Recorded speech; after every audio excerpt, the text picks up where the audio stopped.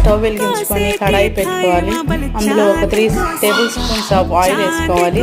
సన్నగా కట్ చేసి పెట్టుకున్న ఉల్లిపాయలు వేసుకోవాలి. 2 వెల్లుల్లిపాయ రెబ్బలు వేసుకుందాం సన్నగా కట్ చేసుకొని. కొంచెం ఉప్పు, పసుపు, ధనియాల పొడి, ఒక రబ్బ కరివేపాకు వేసుకొని సన్నగా మంట మీద ఫ్రై చేసుకుందాం. ఇలా ఫ్రై చేసుకున్న దాంట్లోకి